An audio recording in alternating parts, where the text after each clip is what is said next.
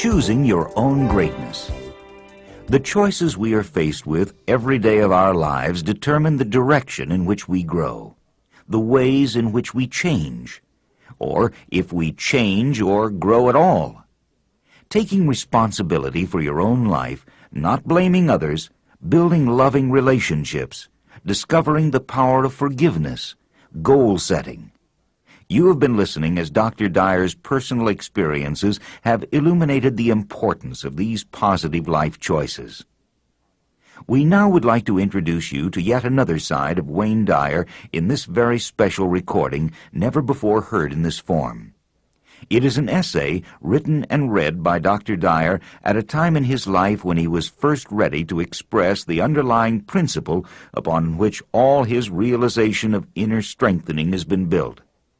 And to this day, he advocates that all of humanity, all of us, can work toward making choices that lead us to true self-actualization.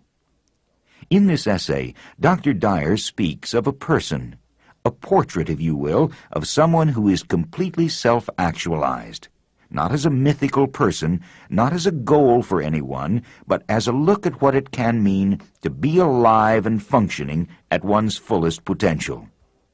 Let's listen now as Dr. Dyer describes the circumstances which led him to draw this portrait of the kind of free-spirited person we all desire to be.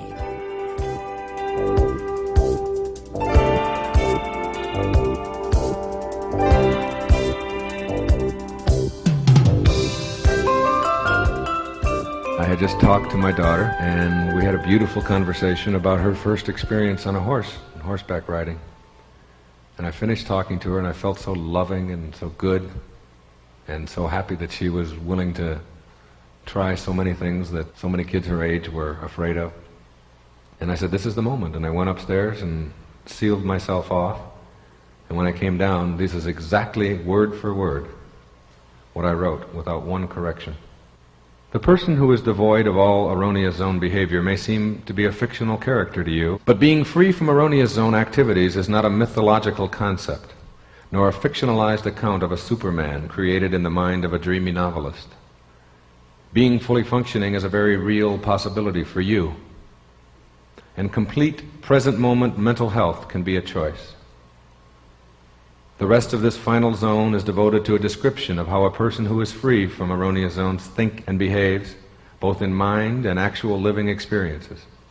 You will see this development of an individual who is quite unique, separated out from the majority of people, and always distinguishable by an uncanny ability to be creatively alive in virtually all life-space moments.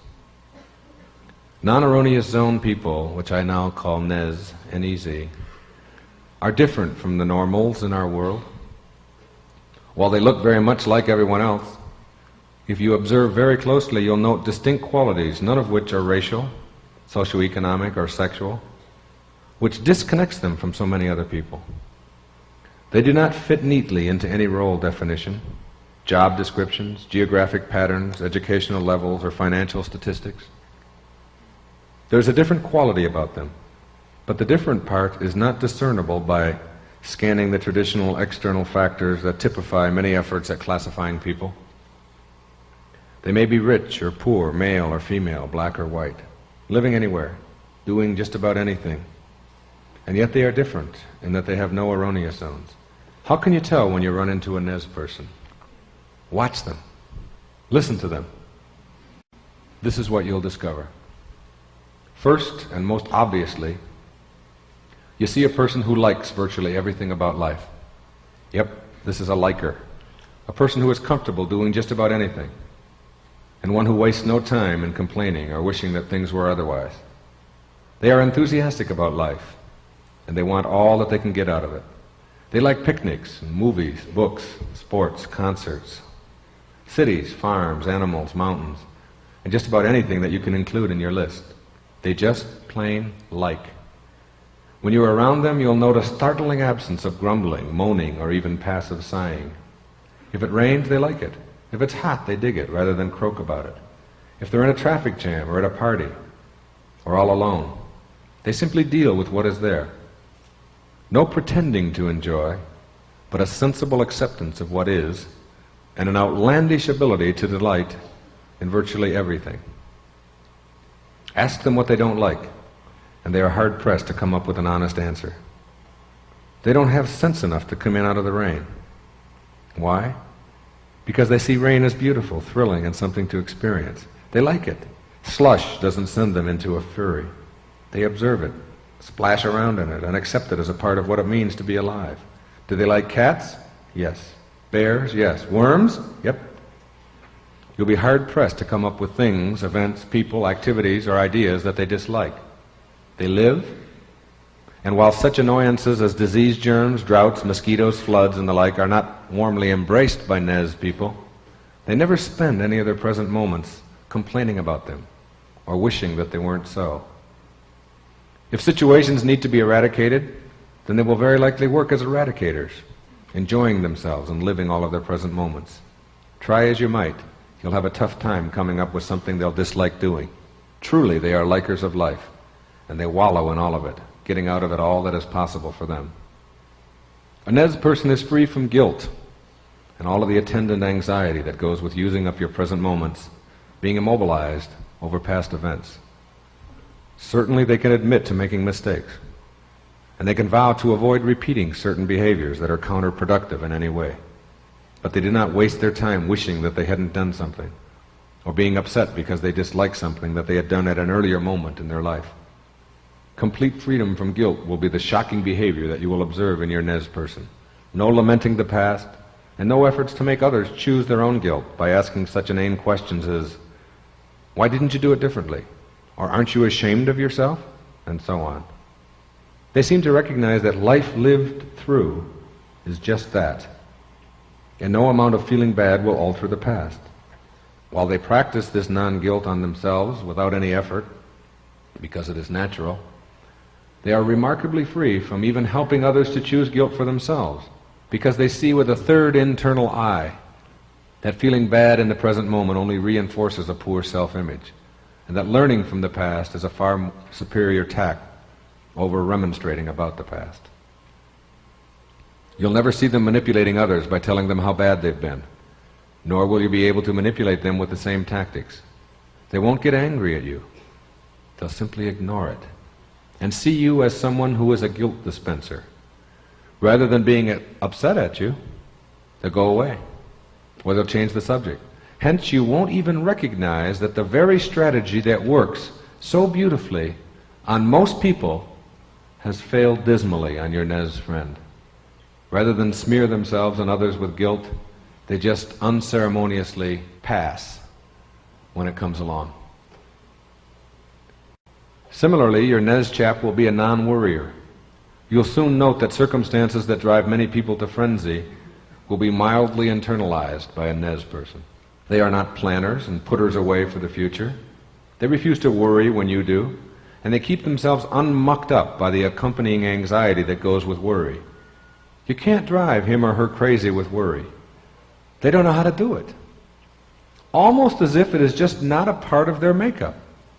Not necessarily calm at all moments, but just unwilling to spend any present moments disasterizing about things in the future over which they have no control. They are very present moment oriented, and they have an internal signal that seems to remind them that all worrying must take place now in the present moment, and that it is a foolish way to go about living one's current life. With no present moments ever available for awfulizing, they just never seem to get around to the business of worry that so occupies most lives. Your Nez person is able to live now rather than in the past or the future. They are unthreatened by the unknown, and they seek out experiences that are new, untried, and unfamiliar to them. They love ambiguous things rather than being upset by them. They love the now in virtually all settings, being aware that this is all that they have. They don't plan for a future event and let long periods of inactivity elapse as they await a payoff. The moments between events are just as livable as those taken up by the events themselves, and they have that uncanny ability to get every pleasure out of their daily lives. They are not postponers saving for a rainy day, and while their culture admonishes such behavior, they are unthreatened by reproachment. They gather in their happiness now And when a future now arrives, they gather in that one as well. Strange.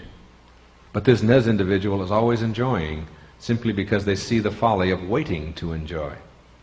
This is not some special credo that they've adopted. It is the natural way of living, very much like that of any child or all animals. Grabbing heavy doses of present moment fulfillment, while most normals spend their lives waiting for their payoffs and never being able to seize them. These people are strikingly independent people. They are out of the nest. And while they have a strong love and devotion for family, they see independence as far superior to dependence in all relationships. They treasure their own freedom from expectations. Their relationships are built upon respect for the right of an individual to make any decision for themselves. Their love means no imposition of values on the loved ones. They put a high premium on their own privacy, and this view often leaves normals feeling snubbed or rejected. They like to be alone at times, and they will go to great lengths to ensure that such privacy is protected. You will not find Nez people in numerous love relationships. They are selective about their love, and those they love are few in number, but they're also very deeply and sensitively loving. It is difficult for normal people to love a Nez person because they are adamant about their freedom from dependency. If someone needs them, they reject such a need as hurtful to the other as well as to themselves. They want those they love to be independent, to make their own choices, and to live their lives for themselves, getting all that they are capable of achieving in the way of fulfillment. While they enjoy and want others to be with them, they want even more for them to make it without any crutches or leaning. Thus, the moment you start leaning on a Nez person, you'll find them disappearing, first emotionally and then physically as well. They inwardly refuse to be dependent or depended upon in a mature relationship. With children, they provide a model of a caring person, but they encourage self-reliance almost from the very beginning, with a great amount of love offered at every turn. You will find an uncommon absence of approval-seeking in your Nez associate. They simply are able to function without much approval and applause from others. They do not seek out strokes and honors as most normals do. They are unusually free from the good opinions of others, almost uncaring about whether someone else likes what they're said or done. They do not attempt to shock others or to gain approval by giving a damn about it on the surface.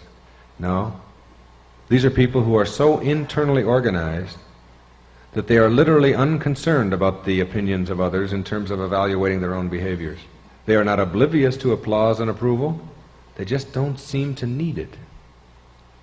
They can be almost blunt in their honesty, since they do not couch their messages in carefully worded phrases designed to please the recipient. Instead, they simply live. And if you want to know what they think, that's exactly what you'll hear. Conversely, when you give them feedback about themselves, they will not be destroyed or otherwise immobilized if you disliked it. They will take the data you provide, filter it through their own think tank, and use it for their own self-growth. No needs to be loved by everyone. No inordinate wish to be approved by all for everything that they do. They recognize that they will always incur disapproval, and they are not unusual in that they are able to function as they, rather than some external other dictates. As you watch your Nez character, you will note someone who is not perfectly enculturated. You are not looking at a rebel, but instead a person who makes choices that are sensible, even if they conflict with what everybody else does. You'll see someone who can ignore petty rules if they make no sense, and someone who quietly shrugs at the petty conventions that are such an important part of so many lives. You will not see a cocktail partier, nor a person engaging in small talk because it's the polite thing to do. This Nez individual is truly his or her own person, and while they see the culture as an important part of their own lives, they refuse to be ruled by it or to become a slave to it. Not rebelliously attacking, but rather knowing internally when to ignore or shrug, and simply function in a most astonishingly clear-headed and sensible way. Non-erroneous zone folks know how to laugh and how to create laughter. They find humor in virtually all situations, and they can laugh at the most absurd as well as the most solemn of occasions. They are laughers. They love to help others to laugh, and they are facile at creating humor. These are not serious, ponderous folks who plow through life with a stony grimness about their face. Instead, they are doers who are often scorned by normals as being frivolous at the wrong time. They do not have good timing, for they know in their own souls that there is really no such thing as the right thing at the right place. They love the incongruous, yet they are unhostile in their humor, never, but never using ridicule as their means of creating laughter. They don't laugh at people, they laugh with them. They laugh at life, and they see the whole thing as fun, even though they are often very deliberate in their own pursuits. But when they step back and look at life and know they aren't going any place in particular, and they are able to enjoy and create an atmosphere wherein others can more readily choose joy for themselves, they are fun to have around. Invite them the next time, if you can find them. These are people who accept themselves without complaint. They know that they are human beings, and that being so involves certain kinds of very human things. They know that they look a certain way, and they accept it. If tall, that's okay, and so is short. Bald is fine, and so is lots of hair. They can live with sweat. They are not phony about their physical humanity. They've accepted themselves, and therefore they are the most natural of people. No hiding behind artificialities, no apologizing for what they are. They don't know how to be offended by anything that is human. If they wake up with their nose in an armpit, they aren't offended. They like themselves and they accept where they are. Similarly, they accept all of nature for what it is, rather than wishing it were otherwise. They never complain about things that won't change, such as heat waves, rainstorms, the water being cold, and the like. They accept themselves and the world as it is. No pretenses, no groaning, simply acceptance. Follow them around for years and you'll never hear self-depreciation or wishing. You'll see doers doing. You'll see them observing the world the way it is, analogous to a child who accepts the natural world and simply gets in there and enjoys it for all it's worth.